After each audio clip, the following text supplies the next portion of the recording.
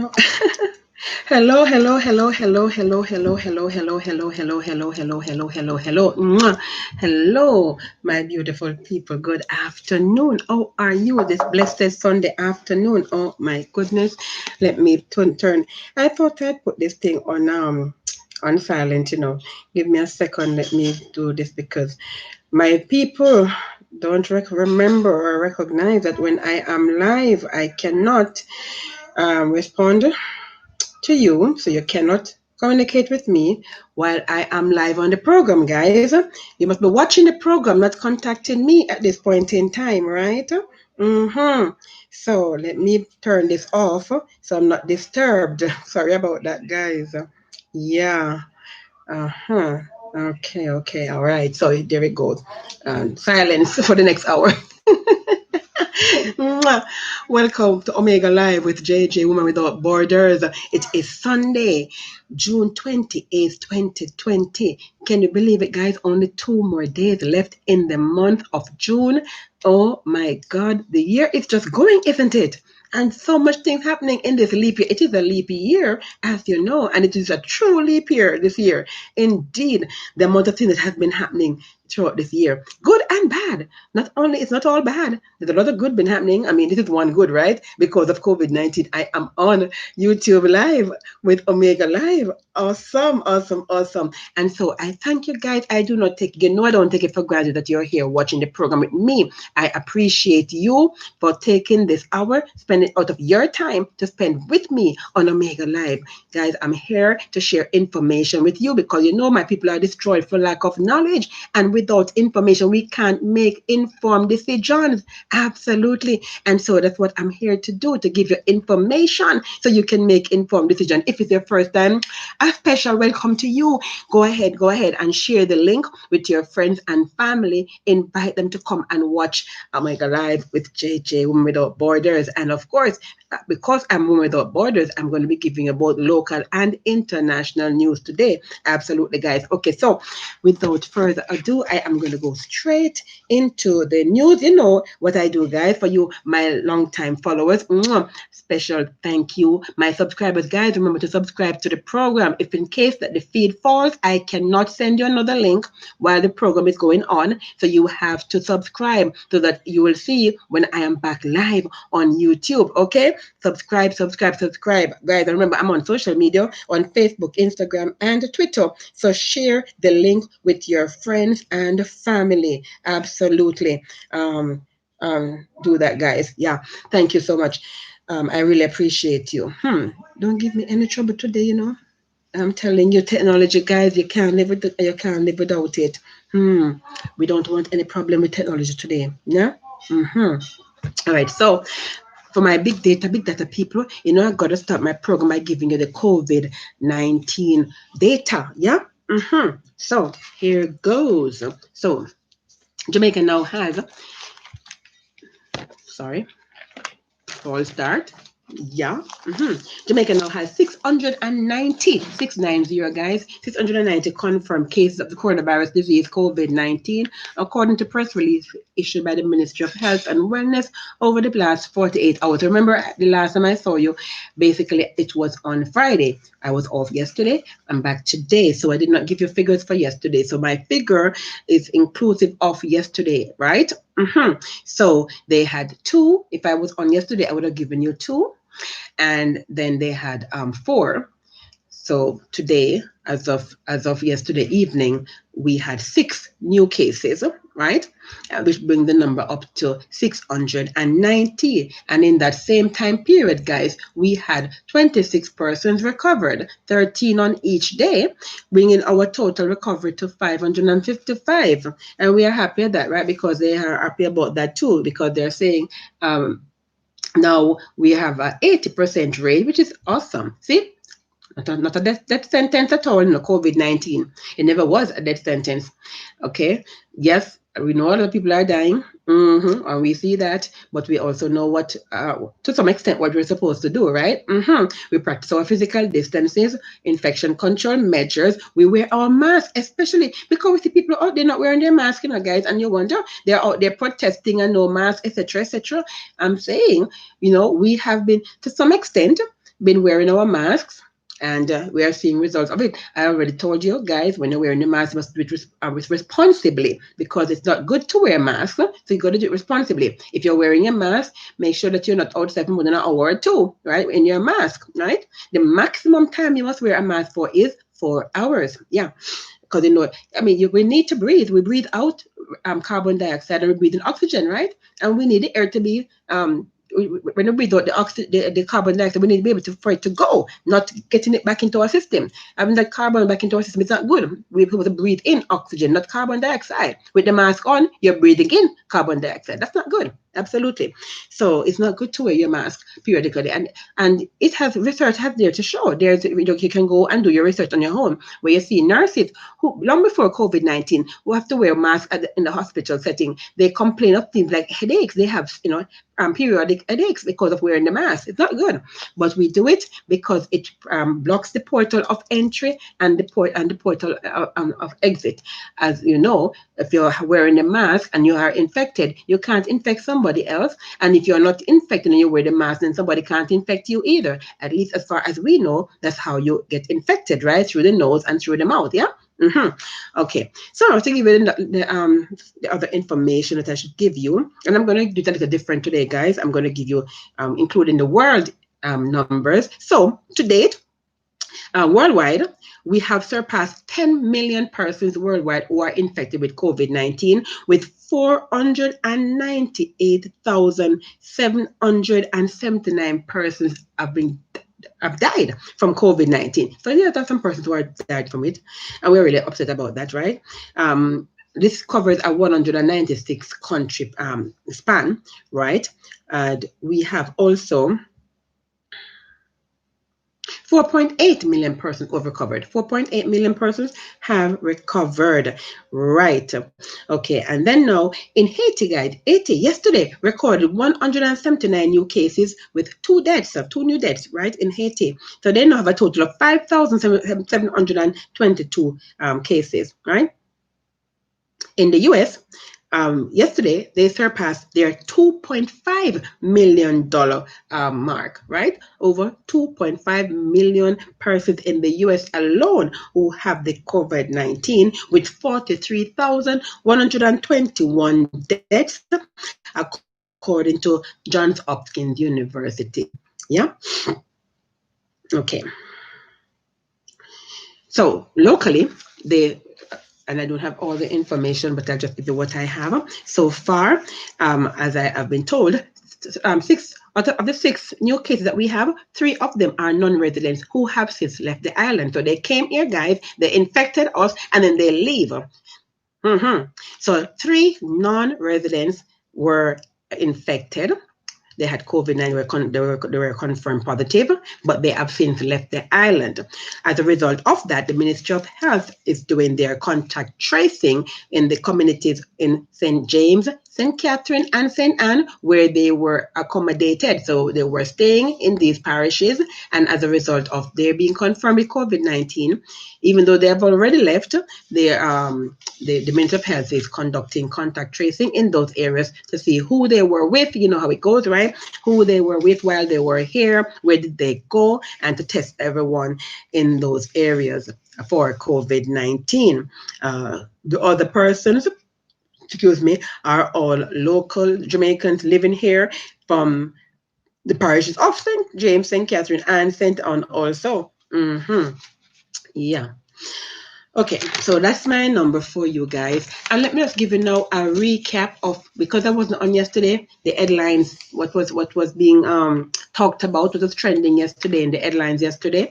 So ganja, valued at $10.5 million, was seized in Lancers Bay, Hanover, guys. And in that seizure, or on that sting, police arrested or caught 3 Bahamians. 3 Bahamian guys linked to this ganja sting. Yeah. Okay, continuing. So, Women Constable Charmaine Gooden, one of the 3 police personnel arrested in the US. I know I gave that story on Friday, guys, about the police officers who were nabbed in the United States of America, right? On cocaine charges, right? Yeah. So she said she was offered. So the other persons were not singing, but she was singing like a canary, guys. So I guess she made a deal with the DEA and ICE because she was singing like a canary. And she said that she was offered $2,000 by her colleague, Constable Draymar Graham, to carry the cocaine. Yeah. Also, occurring in Hanover, 3 men are dead following a crash on Friday involving 2 motorcycles on the Green Island Main Road in Hanover. And also in the news on Saturday, because Friday, guys, Friday was a big day for our primary school students. And so the headline, it said basically, Pep Delight was the headline on Saturday. And it was indeed Pep Delight for some 38,000 plus primary students who were placed in high schools for September 2020. And we say, congratulations to all of you high schoolers, yeah, you freshmen. And women. Yeah, we're going to change that name, right? Call them fresh people, make it gender neutral. Yeah, and the government is to apologize to some 1,800 Juta, JCAL, and Maxi Tour operators who erroneously received messages on Thursday that they were ineligible for the grants under the government's COVID-19 allocation of resources for employees. That is the CARE program, yeah? One uproar. Okay, coming forward now to today. Sunday. So that was yesterday's headline. So today's headline says in today's Sunday Gleaner, and I don't have an hard copy. Oh, but I have a soft copy. I'm gonna show you the soft copy of today's Gleaner, what it looks like. I should show that to you. Yeah. Let me oh yeah.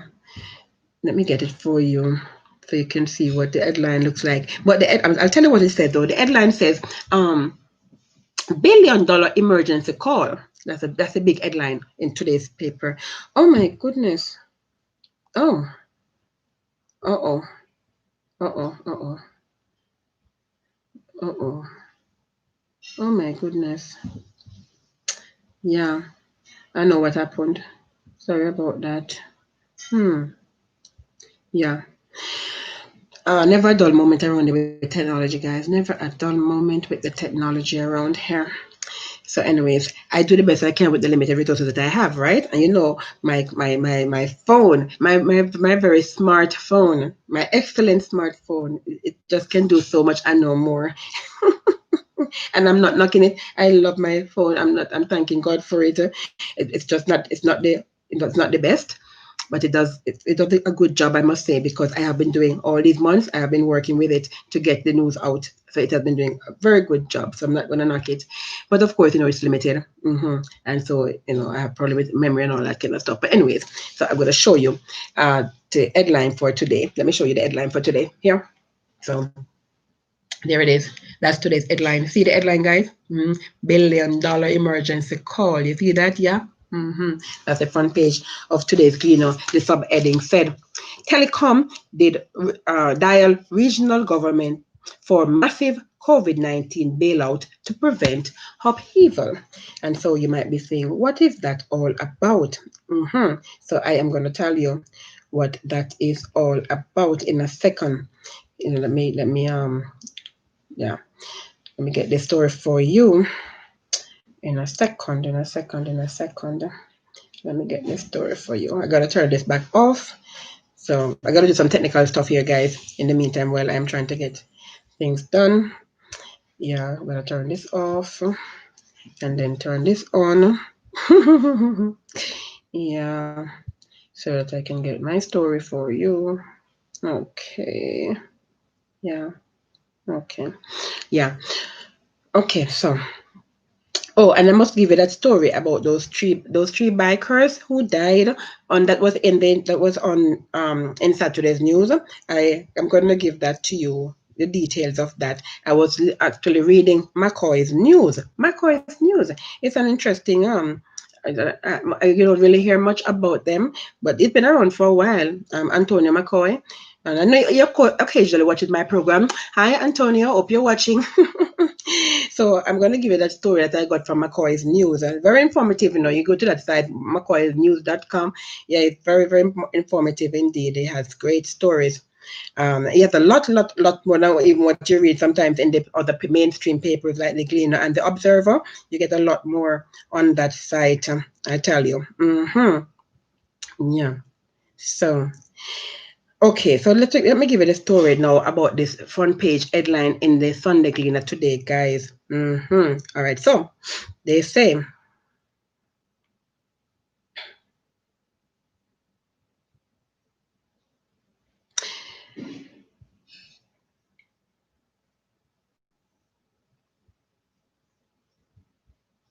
the Caribbean's COVID-19 ravaged telecommunications industry is in need of urgent, and it's in quote, guys, urgent government bailout amounting to millions of dollars to prevent poor quality service.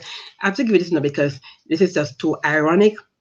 You're going to find the humor in this one, guys. So they say, the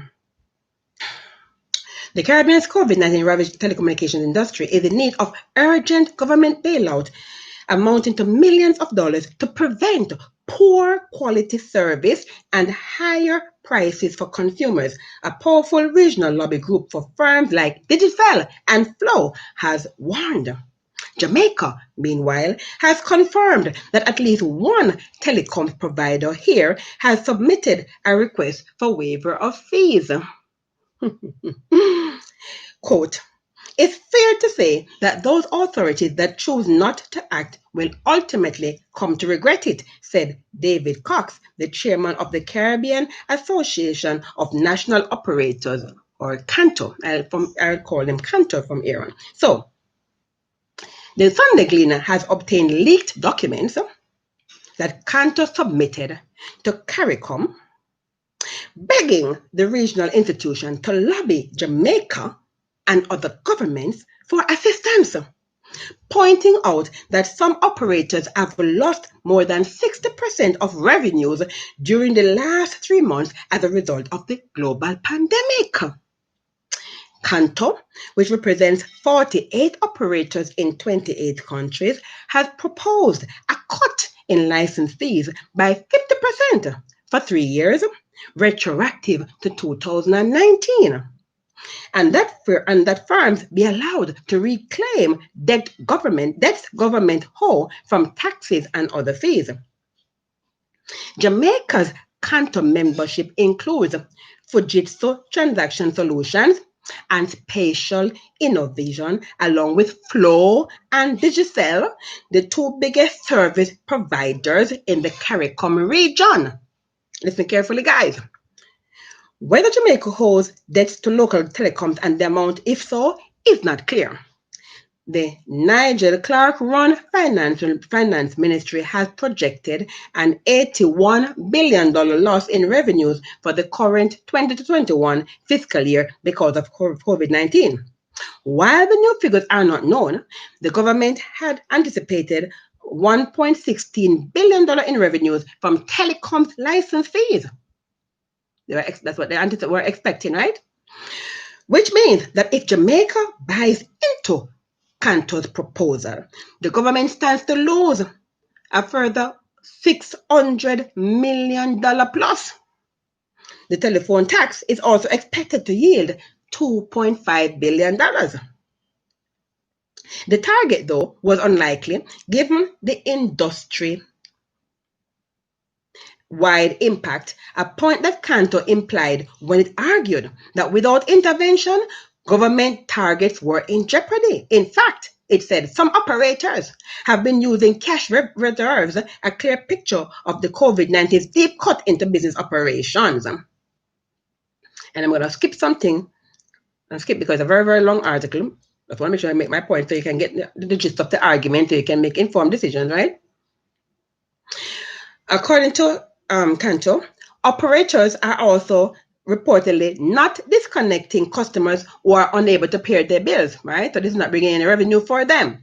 And results from a survey of some global players suggest that payment delays from an average of 45 days to up to 90 days or 120 days are now expected as a result, right? Despite the cash flow problems, telecoms dropped prices for students, zero-rated some websites, they say, provided free services for government and healthcare workers, and now the industry as a whole is unsure of how much it has spent.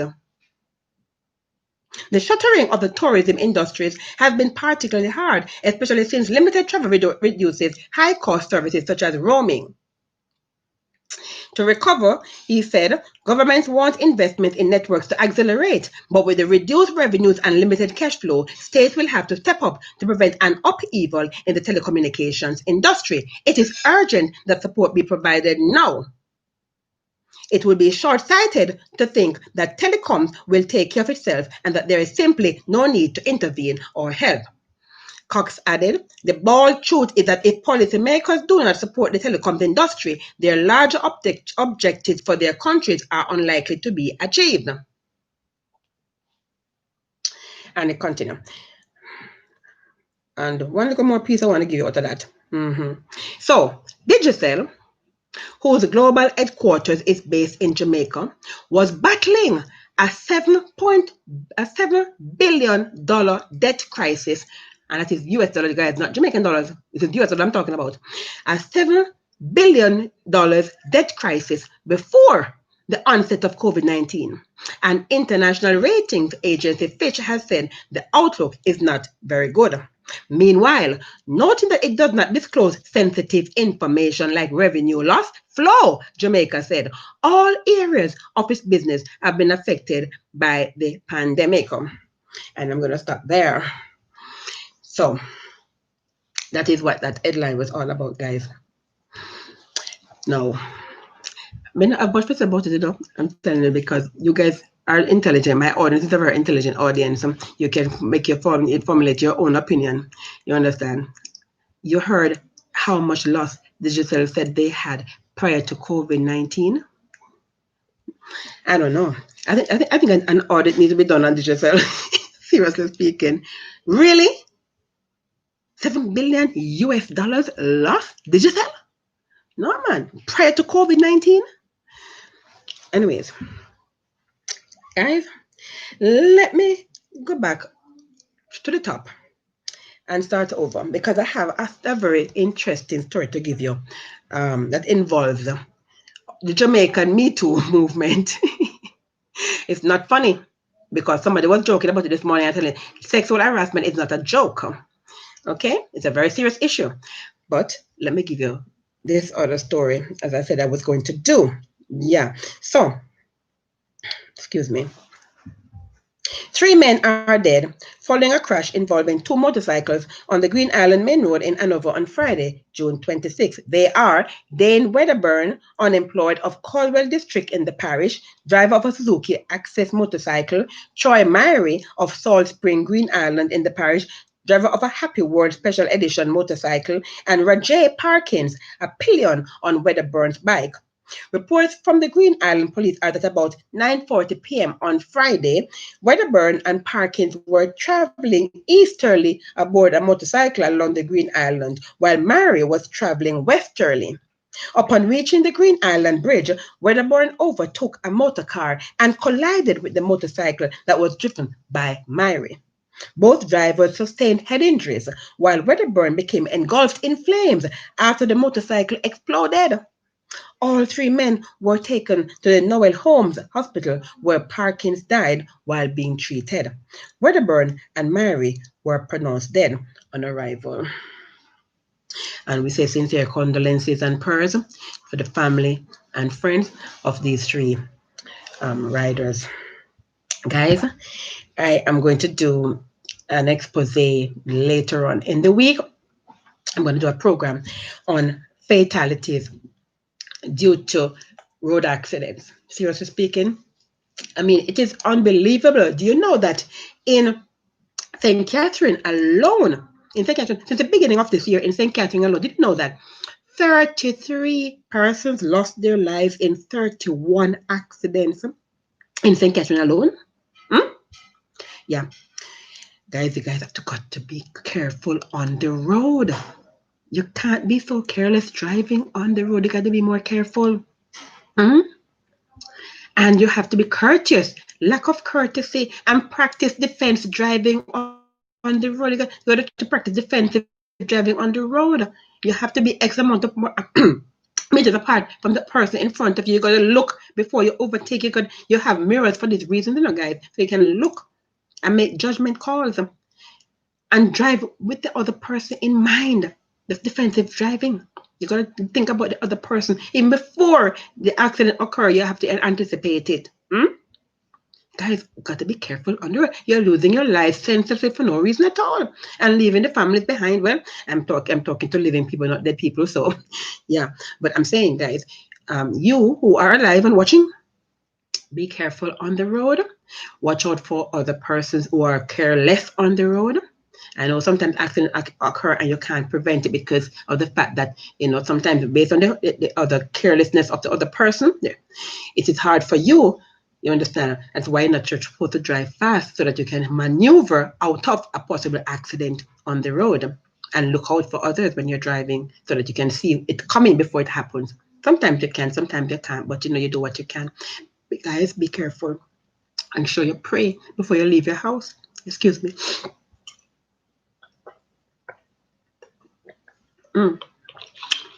Thank you. Yes, prayer is powerful. I never leave home without I pray. I make sure I pray before I leave out. So I gotta clear the way. Clear the way. Gotta clear the way because I'm telling you, it's crazy out there, guys. It is crazy out there. Okay, so anyways, to continue with the news, guys, gotta get to to this story that I want to share with you. So let me start it here. I'm gonna start it from here. With the opposition. Yeah, I'm gonna start it from there.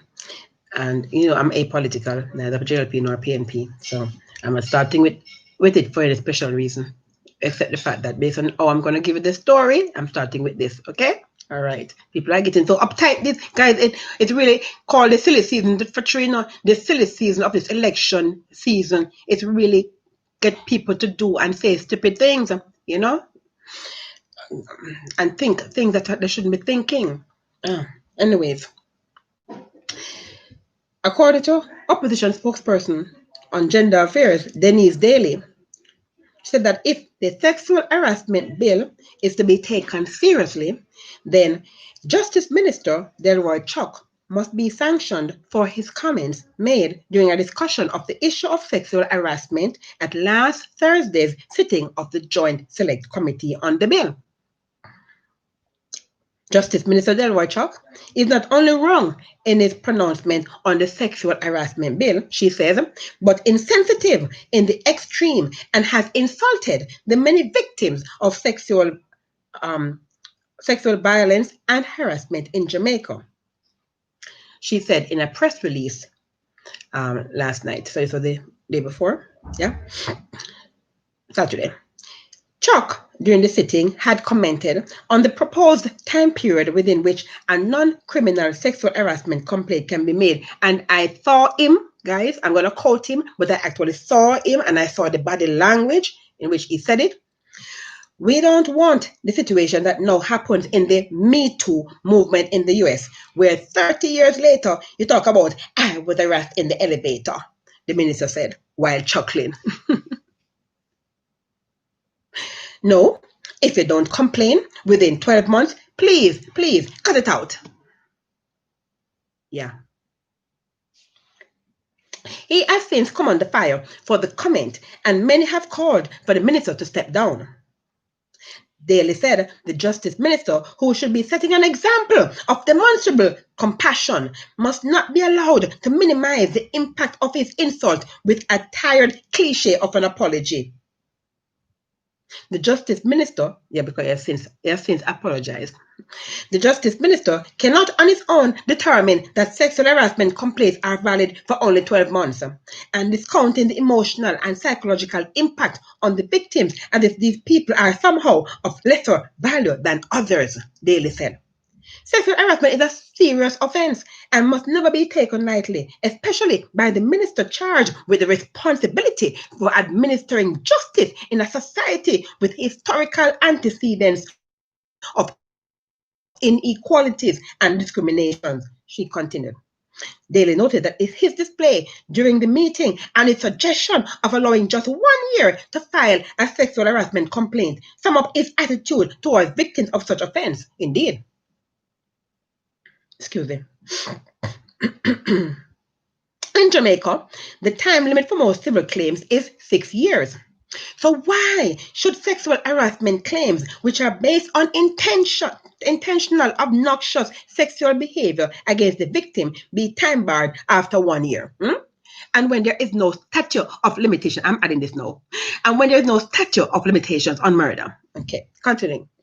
She charged that no less than a 6-year limit should be considered, if any at all.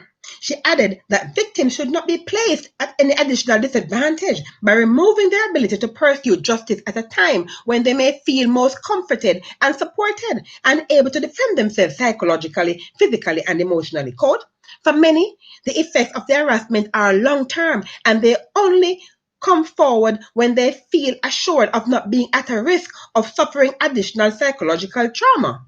She pointed out that most victims of sexual harassment do not make a formal complaint, as the general perception is that these issues are not treated with any level of seriousness. Minister Chuck's response only serves to maintain the silence and the notion that these infractions are to be ignored, she said. Okay. Now, I'm going to continue before I give you my 2 cents. All right. I'm going to give you the other part of that story. So, 1 second.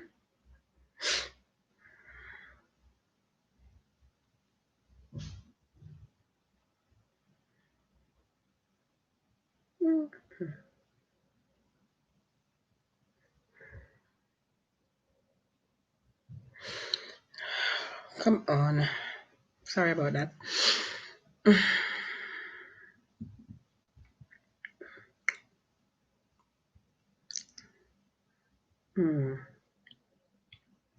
Okay, the other story I want to give you to that, guys, is the petition. There's a petition online calling for his resignation.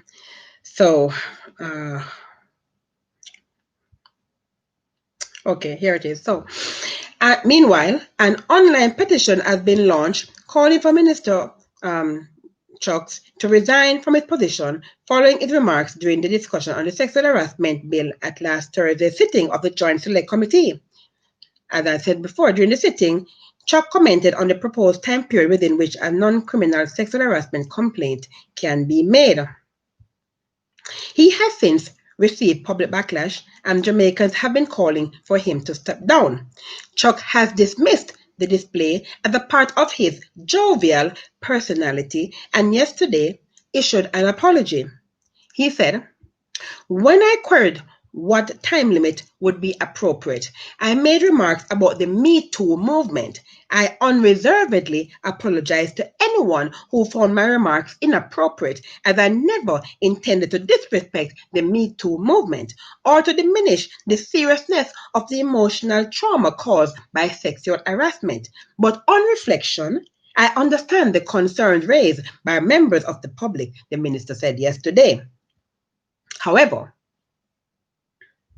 Change.org, they have a petition online, right, are charging that, quote, the minister's response to well-deserved backlash was an actionless public apology in which he deflected accountability and made no plans to remove or at least extend the statute of limitations for reporting assault, end quote. It said that due to Chuck's inappropriate language that perpetuates a dangerous stigma of victim blaming, the public demands that he resign from his position as Minister of Justice. Quote, Jamaica's most vulnerable communities should not have to rely on a representative who refuses to enact change to champion their rights due to ignorance.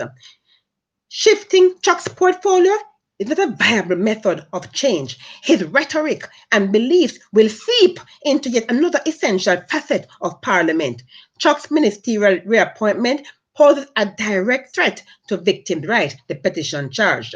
The petition, created less than a day ago, is addressed to the Prime Minister, the Honourable Andrew Holness, the Governor General, Sir Patrick Allen, the Minister of Culture, Gender, Entertainment and Sports, the Honourable Olivier Babsy Grange, and the Justice Minister itself. So far, it has garnered over 300 signatures, and I'm sure it has gone more now since I have put together the news. Yes, guys, my 2 cents. So, like I said, I am not surprised by what happened, because when I heard it with my own ears and saw it, I was immediately offended by it. Right? I was like, really? Minister? And actually, I went on Twitter and I tweeted to him. I got no response, but I tweeted to him and I told him, I said point blank on Twitter when I tweeted to him, I said to him, I said, I met you once and I had respect for you then. I thought you were a decent man. But after listening and watching your performance in the House concerning this sexual harassment bill, you have lost my vote, is what I said to the minister. And I said, it is appropriate for you to step down from your position. With all due respect, you cannot be a justice minister administering justice. And it is the justice that you're administering to this vulnerable group of persons. You understand? This is no justice at all. So therefore, as far as we are concerned, you are ineffective. And I have been saying it from before, and this is only the icing on the cake, guys, because you heard me from we had these issues in the penal system. You heard me been saying it, right? That I don't think that Minister Chuck is doing a good job. I don't think he's effective as a justice minister, because all of these atrocities occurring under his watch. You understand? All these people in jail for how many years, while they might not have been there, while they were there long before he came into the ministry. He has been in there now for the past 4.5 years. And we see no changes in the justice system that he can say, okay, I am the one who did this. This happened under my tenure, on my watch. You understand? He has done nothing that we can see. Very ineffective as a justice minister. And now, to add insult to injury, here he is now dissing women. That's exactly what he has done. You understand? And I heard him. And the attitude that he had when he was saying and chuckling. So we so no. I was sexually harassed, for example. Okay, I was sexually harassed 30 years ago when there was no sexual harassment law. So who was I supposed to have reported it to at that point in time? And who would have given me some kind of redress about it? Because 30 years ago, sexual harassment was not even on the radar of anyone to say, okay, let's see what we can do about getting redress for women who have been sexually harassed. But we should have come forward, according to the minister, at that point in time. We can't come forward now and say we were harassed then. Yeah? And according to him, because you were harassed in the elevator, so somebody touched up in the elevator. So I have a boss who touched me up in the elevator, for example, or a co-worker. I mustn't say, and it happened, because it happened 30 years ago, I must not come and say anything to you about it today. But today is when you have enacted the law, you're enacting the law. No, you're looking at, it has not been passed or anything. And so I'm saying, at this point in time, what are women supposed to do? What were they supposed to do? And guys, it's because of this patriarchal society that we're living in, where men look at women, you see, in a negative light. And I shouldn't say I'm generalizing, excuse me, too much, because I do know there are some men who are decent men and they are not like this at all. You understand? There are some men who appreciate and love women and care for women and women's rights. But we have some men among us, right, who believe women must stay pregnant and barefoot in the kitchen, wash and cook and clean for them. And that's all the role that women are supposed to play. And yes, there are some men right now in society in this 21st century who are like that. And they think if they come and slap you on the bottom, it's not sexual harassment. You're bottom fat man. And it's okay. You understand? And you have some bosses who think they must come and sit on your desk. If you're a secretary, for example, look down your blouse, right? And even touch what does not belong to them. And if you say something or you complain, then they want to either fire you or demote you or do all manner of things. You understand? The Me Too movement is very real in Jamaica, guys, very rare. And 90% or more of Jamaican women can attest to it. You see, either you've been sexually harassed or you've been sexually molested or assaulted. You understand? But most women, as you heard in the article, do not report it for many reasons, including victim blaming, as you heard. Because many times when women are being harassed, they are being told it's their fault. They shouldn't wear that skirt too tight or too short. You see? So men can wear anything, including wearing the pants at the knee instead of the waist. You see? But when women wear something short, she asks for it. I mean, seriously, we got to get to the point in this society when we get away from all these kind of things, guys. Seriously, we need to get away from all of these things. And I do understand that religion plays a part in this. I'm quite aware of that, you see. But we know people kill in the name of religion. We know wars are started in the name of religion. And we can't allow women to be victimized in the name of religion either, okay? It's full time. It's high time. And I hear persons talking about, the person who, this opposition person, who I don't even know her, right?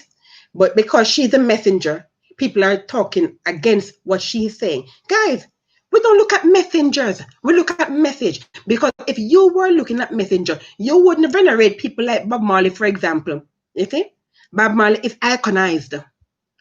And I only bring him up because of the fact that I'm talking about this issue. He's dead. I don't talk ill about the dead. But the point is, it wasn't as if he was the best person. If you look at Bob Marley's history, right, and this is public knowledge, look how many children he has had outside of the marriage while being married to Rita Marley.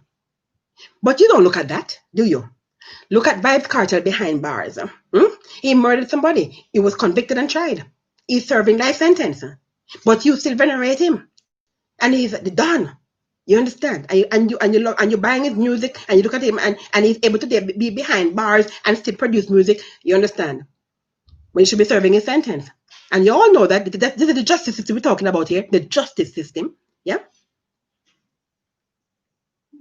So why is it you want to look at the messenger in this instance, talking about the message? Forget the messenger and look at the message. What is she saying? She's saying that women, it's full time, it's high time. Women are treated with respect in this country. It's full time. Men treat women with respect in this country. And if it is that she does not feel like reporting it today, it's all right. She can report it next year, 2 years from now, 3 years from now. That's still her right. There is no statute of limitations on murder. So why is there a statute of limitation on when a woman can report harassment? This patriarchal society needs an upheaval. That needs to be turned over on its head. It's full time. And we want our men, the ones who are with us, who respect women, to be, because it's a patriarchal society, stand up for us women publicly and speak out against these injustices against us women. Full time. And I'm saying, these men have wives at their homes. They have daughters. Leroy Chuck have wife, he has daughter. Huh? these women need to have some value in themselves, have some self-worth. Because if these men are acting like this in public, can you imagine how they act at home? I tell you, I'd rather be single than be married to a man like that. And that's another thing too. You think it's all that to have a ring on the finger to say, I'm Mrs. So-and-so, I'm Mrs. So-and-so, and you're living in that kind of misery. That's another thing that needs to go in this country, where you look up at Mrs. So-and-so and look down at Miss So-and-so. Nonsense, rubbish, because you're in the marriage with a man who thinks nothing of you, has no respect for you, and has 10 women out there, and 20 women out there, and 50 children out there. Huh? What kind of life is that? That's no life at all. Stand up for yourself, man. Have some self-worth. That's what God wants. God created us equal. Men and women, He created us equal. And God wants to see us women acting. We're not saying that you must act like a man. A man has his role, woman has her role. But we're saying, have your self-worth. Know who you are. Know that God created you to hold your head up high and to have value and self-worth. And let no man disrespect you and treat you less than, regardless of who he is. Because we are all one in the sight of God. No male, no female. He made us as one human race. All of us are His children. And He wants us all to grow. Personal growth and development all the time. That's what God wants of us. He allows us to go through challenges for us to grow. There are higher heights and deeper depths. Some of us cannot get to that higher height because we refuse to grow. And we don't understand challenges come to help us to grow. Yeah. I know I said 2 cents and I give about 5 cents a while ago. Yeah. But I mean, this one really, guys. I mean, it's time. We got to say, hey, so it's 2020. I tell you, you got to respect 2020. And I don't care what you say about 2020, this leap year, because there are so many changes that we are going to get for the better in this 2020, 2021 season. Watch and see what's going to happen. Of course, so many changes for the better. For the better. Absolutely. All right, guys. So, continuing with the news. I have more news to give you. Continuing with the news. I have more news to give you. I have more news to give. What time is it? Okay. And I got to get to international news. I have some international news for you too. But I have one more local news to give to you that I must give to you. Yeah. Where is that news? One second. Here it is. All right, guys. So, according to Chief Justice Brian Sykes, he says some defense lawyers could be violating their client's constitutional right, still on the justice system, yeah? Constitutional right to a fair trial in a reasonable time if they fail to rethink their approach to having matters heard by the court. Excuse me.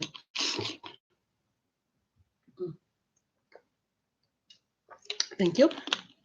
He is urging attorneys at the private bar to make better use of bench trials, which are trials by judge alone.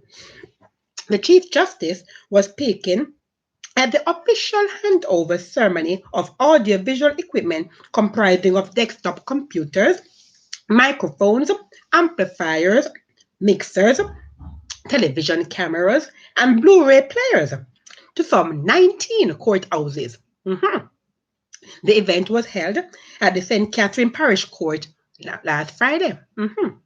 Quote, I must use this opportunity to make an appeal to members of the private bar because unless they rethink some of the ideas they have, they're going to be actively involved in violating the constitutional rights of their clients, which is the right of a fair trial within a reasonable time, Sykes said. He said the Criminal Justice Administration Act makes provision for the use of bench trials for most cases, but several defense attorneys are unwilling to use the provision. The Act prescribes that the prosecution and the defense must agree in writing for the offense to be tried by a judge alone. The Chief Justice plea comes amid COVID-19 restrictions at the nation's courts, where jury trials remain suspended, as juror boxes do not allow for physical distancing. He is also urging defendants to ask their attorneys for information about bench trials so that their matters can be quickly resolved and they can get on with their lives. And I will agree with the Justice Minister. Yeah. And just one last local news, guys. Let me give to you. Excuse me. Sorry. Excuse me. Excuse me.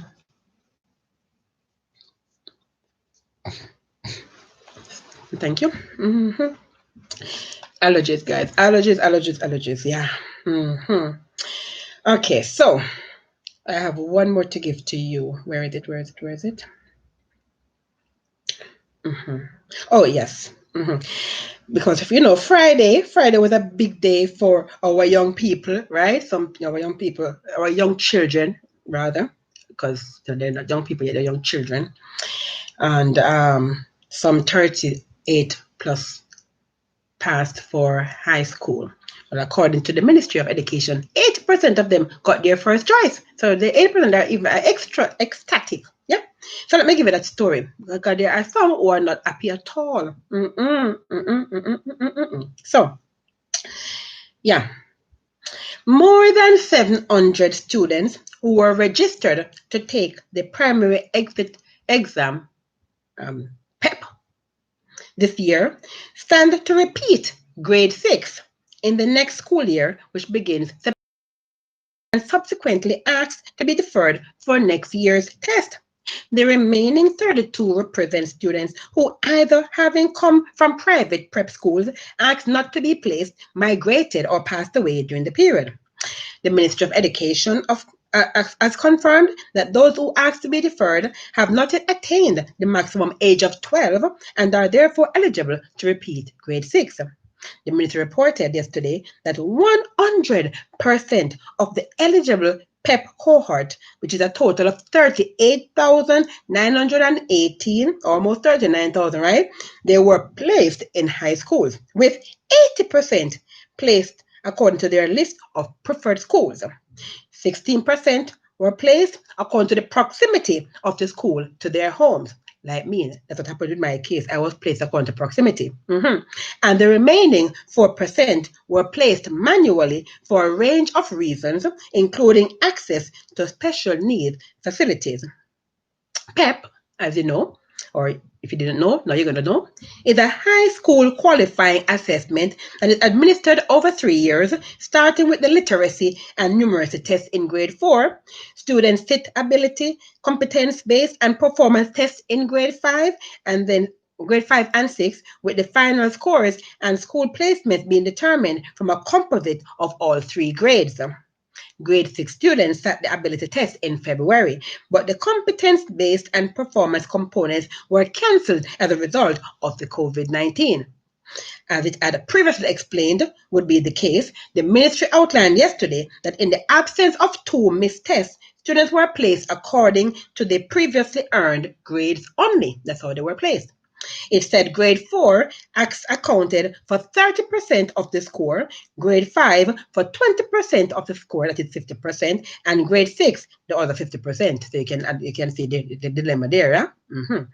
Education Minister Karl Samuda said it was the most equitable way for the placement of the students, based on several statistical models which tested the multiple scenarios. Quote, "It is very important to understand that the basis on which grades were prepared was not just some airy-fairy theory assessment by a teacher or a group of teachers. It was actually based on empirical data achieved from grade 4 going up to where we are today with those students except in grade 6, Samuda said. According to the minister, based on their performance in grade 5 in 2019, 50% of the students are at the proficient and highly proficient level across the social studies and language sections. That translates into being sufficiently accomplished to take on all the challenges going into high school," he said yesterday. Quote, "That is a very good sign for us.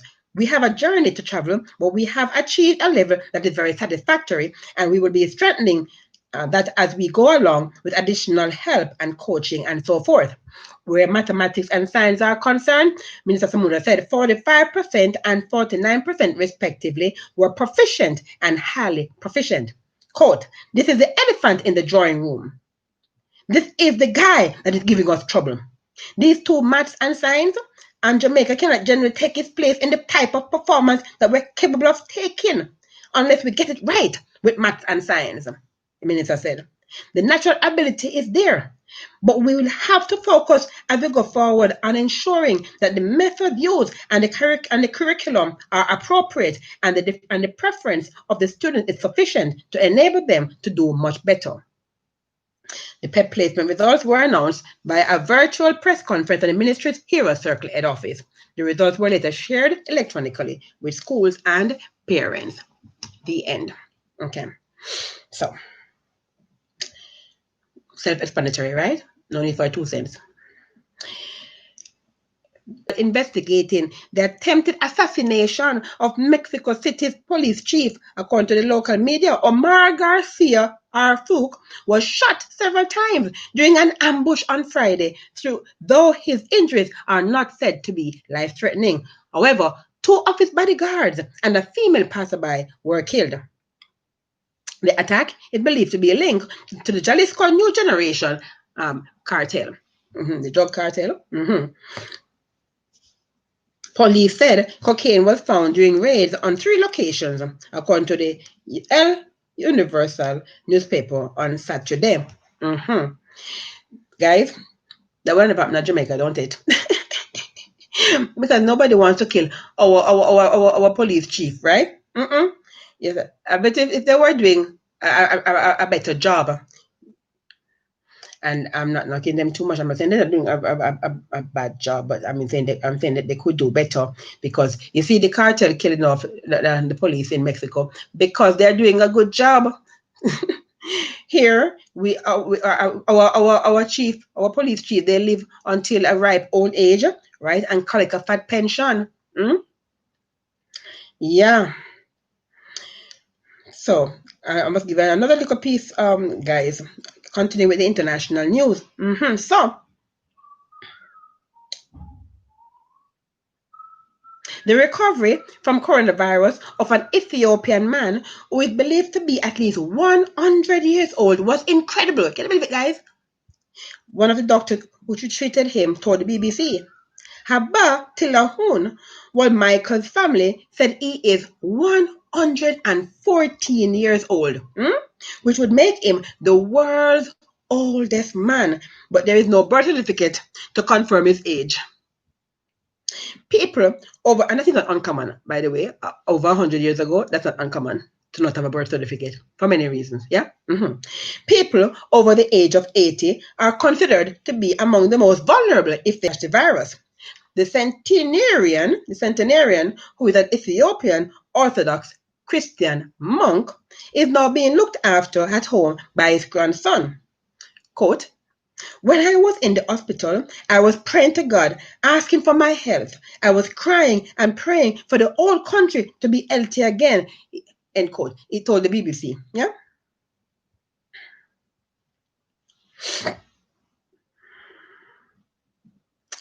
I want to give you one more before I call it a day. One more. Yeah, this one, before I call it a day, this one. So, industry-leading French cosmetics company L'Oreal announced they will be removing words like whitening and lightening from their products after a number of beauty brands received backlash for their skin lightening products amid ongoing protests for racial equality. The L'Oreal Group has decided to remove the words white lightening, fairness, lightening from all its skin evening products. The company in a statement. The move signals a shift by beauty giants to stand up against racial stereotypes. L'Oreal's skin brightening creams are amongst the most popular on the market and are targeted towards Asian, African, and Caribbean buyers who face a cultural stigma where lighter skin is perceived as more desirable. L'Oreal's promise for change come the day after consumer products leader Unilever announced they'd be changing the name their Fair and Lovely cream that is popular in Asia for skin lightening. And I will stop there. Yeah. So I guess now it's gonna be called skin bleaching cream, guys. I'm sorry, gotta take back thing, make laugh because I mean we know it is a big problem here in Jamaica where we have our people who are not appreciating the natural black color that God gives them and want to lighten their skin to become a browning, right? Well, now they have to, when they go to the shelves, they'll have to look for products that probably have the word bleaching. I don't know, because they're going to take off the word lightening. Okay, so you want to, oh boy, I'll tell you.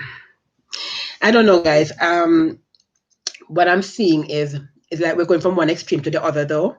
I mean, while I do appreciate and identify with the Black Lives Matter movement, right? Because Black lives do matter and all lives do matter, but I do understand the Black Lives Matter narrative.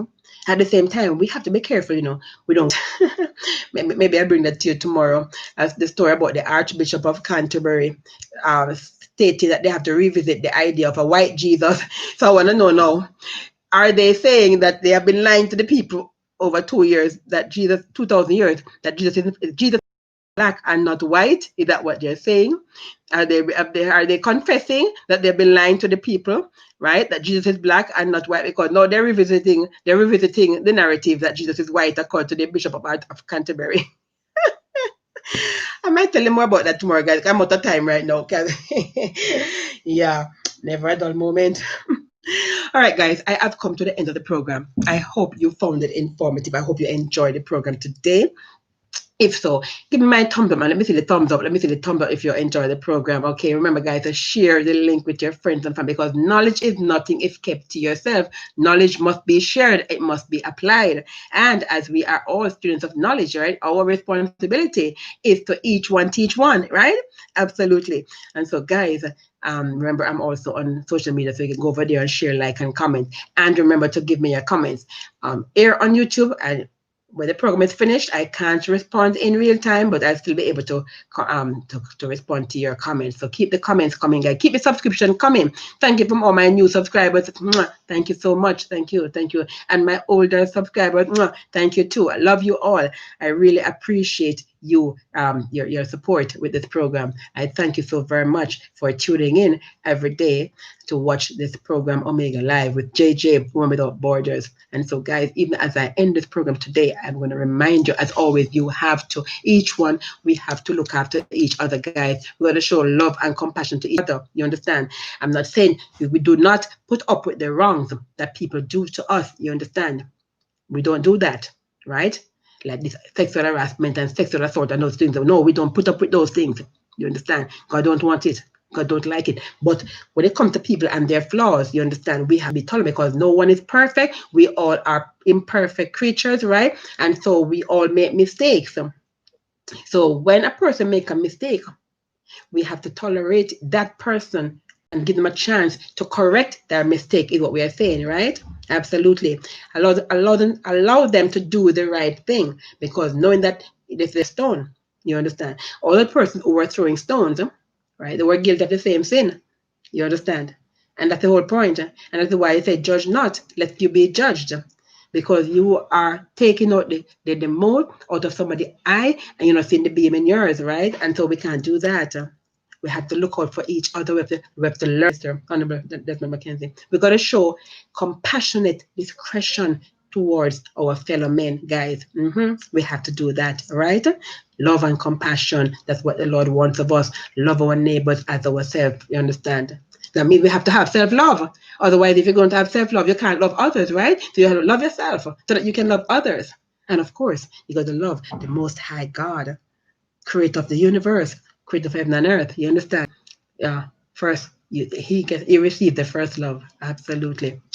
Thank you, my daddy. I had a seamless program today. The feed did not fall, and I thank him for that. Absolutely. I am thanking you for watching this program, and I look forward to see you tomorrow. Until then, as always, I say to you guys, remember when you go outside to make sure to wear your mask, practice physical distancing, not social distancing, physical distancing, and remember to practice infection control measures, washing your hands and keeping your surfaces clean, keep them germ free. You understand? Absolutely.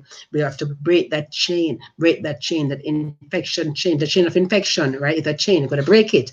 And any link that is broken, the infection cannot thrive. You understand? Absolutely. And so, guys, I look forward to seeing you tomorrow. So until then, this is JJ, Woman Without Borders, saying, stay blessed and be a blessing. Love you. Bye.